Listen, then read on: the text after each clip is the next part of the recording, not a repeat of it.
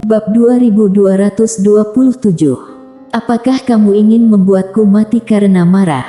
1. Dalam kesannya, satu-satunya yang bisa mengabaikan Lydia dan ayahnya adalah Wendirto. Rerumputan di kuburan telah tumbuh setinggi 10 kaki manusia. Wendirto. Marco sedikit mengernyit, siapa itu?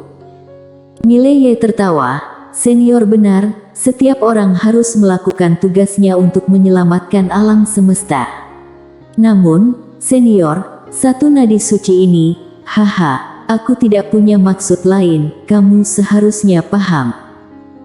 Senyuman di wajah Marco kembali muncul, dasar serakah. Namun, tidak apa-apa. Bagaimana jika aku memberimu 2 nadi suci dan 30 batu kristal kualitas super? Mileye ragu-ragu, lalu berkata, setuju. Saat dia berbicara, dia mengulurkan tangan kirinya. Senyum di wajah Marco bahkan lebih cerah, dia sedikit menekuk jarinya dan sebuah cincin penyimpanan muncul di depan Mileye. Mileye melihat dan benar-benar ada 2 nadi suci dan 30 kristal kualitas super di dalamnya.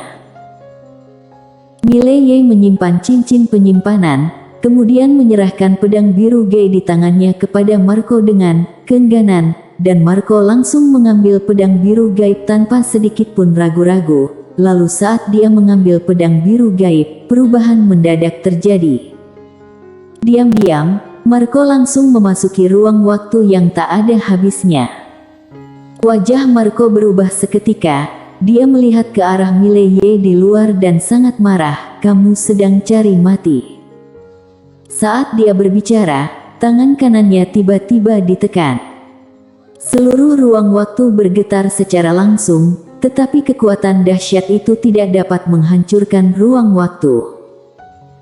Melihat adegan ini, Marco terkejut, dia tidak peduli untuk marah dan dengan cepat mencoba beberapa metode, tetapi tidak peduli metode apa yang dia gunakan, itu tidak berhasil. Pada saat ini, mata Marco dipenuhi dengan kengerian, ruang waktu macam apa ini? Mileye memandang Marco di ruang waktu, jika kamu ingin mengetahuinya, berikan aku cincin penyimpanan di tanganmu.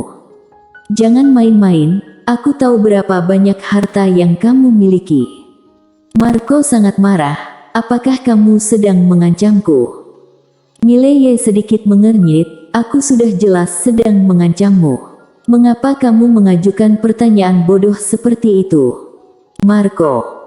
Mileye mengangkat bahu, lagi pula aku tidak terburu-buru, kamu bisa memikirkannya perlahan. Tapi, aku harus mengingatkanmu, kamu tidak punya banyak waktu. Marco menatap Mileye lekat-lekat, kemudian dia mengepalkan tangannya. Dalam sekejap, seluruh tubuhnya mendidih dan ruang waktu misterius yang kuat beriak seperti gelombang air. Mileye melihat Marco dan harus mengakui bahwa lelaki tua ini masih memiliki beberapa trik. Meski Marco ini tidak sehebat Wandigu, namun masih dapat mengguncang ruang waktu misterius, setidaknya dia pasti tidak akan bisa mengalahkannya sekarang. Saat ini, tubuh Marco sudah mulai runtuh sedikit demi sedikit. Merasakan hal ini, ekspresi Marco langsung berubah. Dia tidak menyangka bahwa tubuh fisiknya tidak akan mampu menahan ruang waktu misterius ini.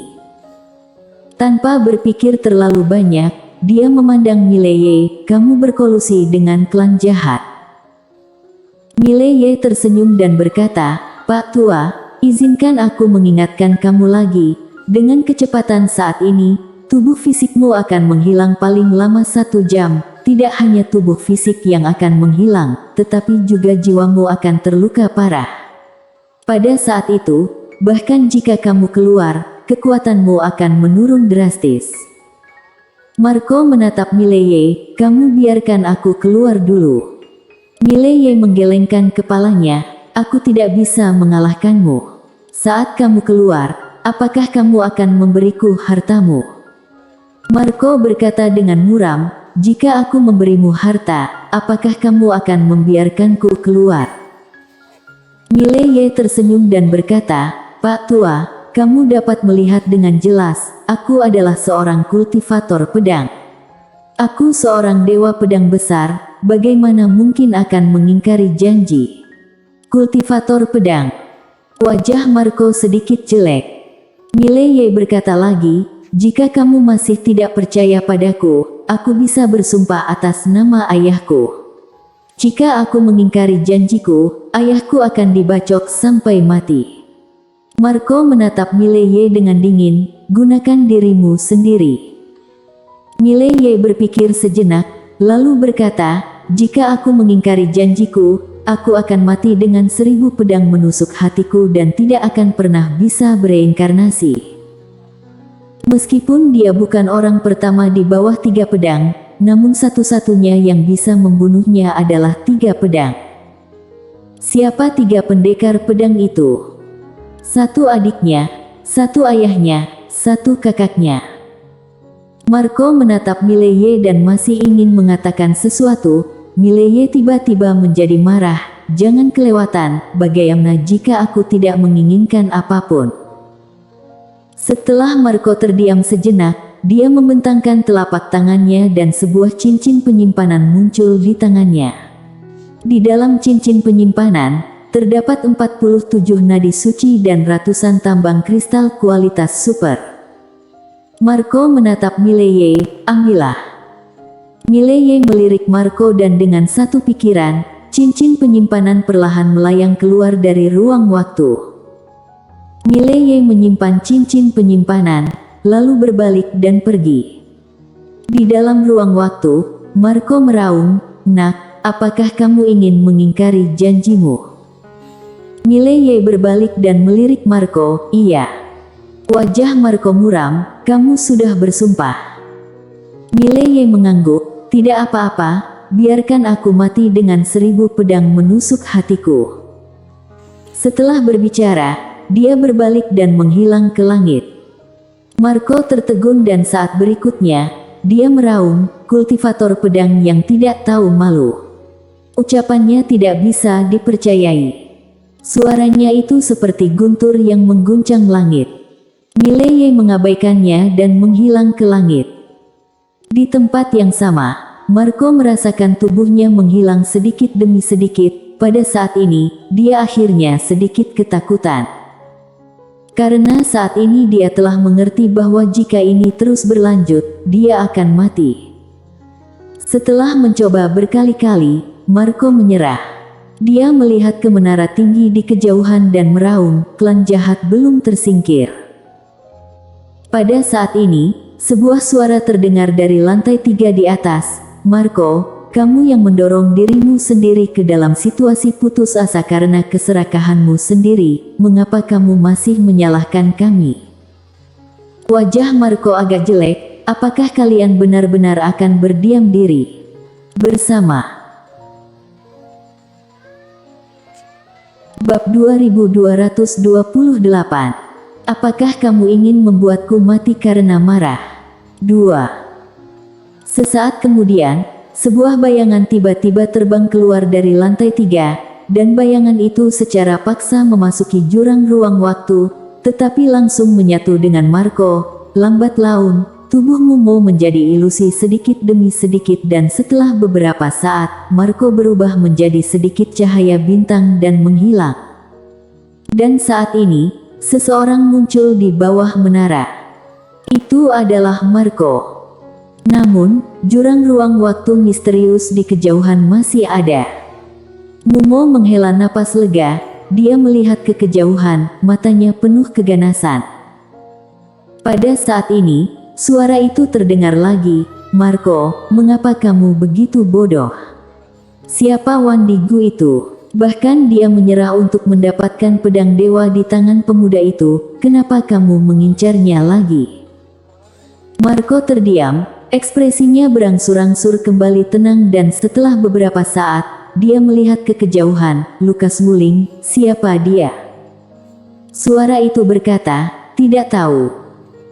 Wajah Marco agak jelek, Lukas Wuling, pedang di tangan pria ini benar-benar menakutkan, jika jatuh ke tangan Wandigu, itu akan sangat buruk bagi kita. Lukas Wuling berkata, Raja Gunung Salju akan mengurus masalah ini, kamu bisa kembali ke menara.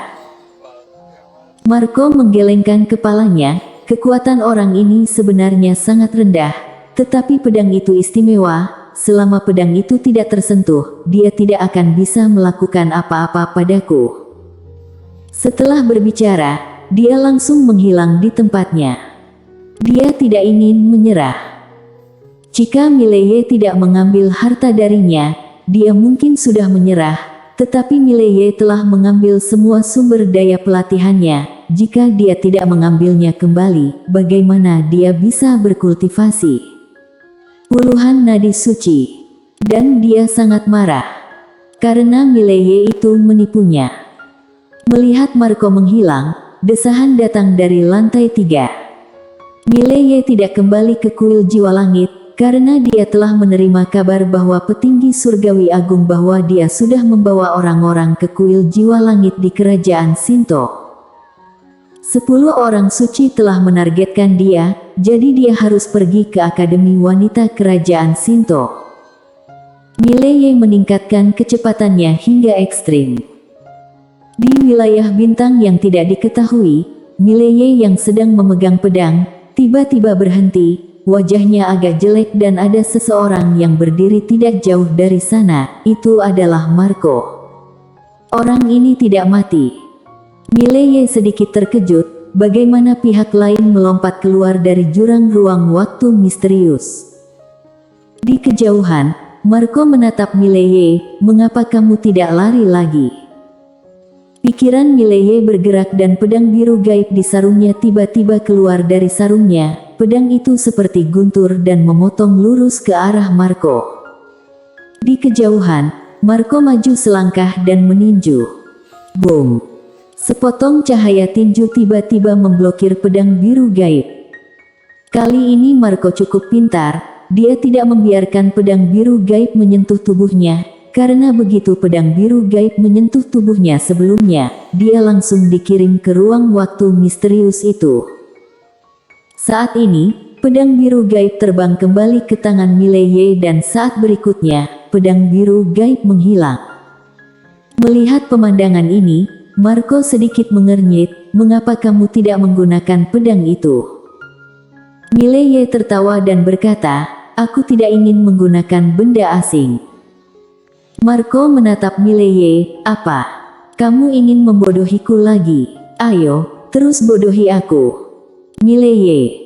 Ekspresi Marco menjadi sedikit dingin, bukannya kamu pandai bermain-main. Ayo, teruslah bermain-main.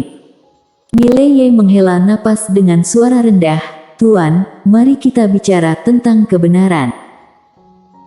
Marco dengan sinis berkata, jika kamu bisa membodohiku, kamu akan membodohiku. Jika kamu tidak bisa membodohiku, maka kamu akan membicarakan tentang kebenaran. Mileye. Marco tiba-tiba berjalan perlahan menuju Mileye dan Mileye berkata dengan suara yang dalam, di antara kita tidak ada dendam. Marco mencibir, tidak ada dendam. Mileye, kamu benar-benar konyol. Ketika kamu mencapai tingkatan seperti kami, tidak ada rasa kebajikan dan moralitas, kami hanya melakukan yang kami suka. Apakah kamu paham? Mileye tiba-tiba berbalik dan lari. Marco mencibir, ingin melarikan diri. Saat dia berbicara, dia tiba-tiba menghilang di tempatnya dan saat berikutnya, kekuatan yang kuat merobek lapangan. Di kejauhan, Mileye tiba-tiba berbalik, matanya penuh dengan ketakutan dan putus asa. Melihat adegan ini, Marco tersenyum, tapi dia masih penuh kewaspadaan karena Mileye tidak mencabut pedangnya. Dia masih sangat takut dengan pedang itu. Tapi dia tahu bahwa selama dia tidak menyentuh pedang itu, dia akan baik-baik saja. Sambil berpikir, tinjunya sudah mencapai dada Mileye. Pada saat ini, dia mengerutkan kening, karena Mileye masih belum mencabut pedang itu. Apa maksudnya ini? Marco tiba-tiba merasa gelisah, dia ingin menarik tinjunya, tapi sudah terlambat, karena tinjunya sudah mengenai dada Mileye. Dan Mileye tidak melawan. Marco ketakutan, berkata gawat di dalam hati dan harus mundur. Boom! Mileye tiba-tiba terbang keluar dan ekspresi Marco berubah seketika saat dia hendak mundur, karena dia sekali lagi jatuh ke jurang ruang waktu misterius. Marco tercengang.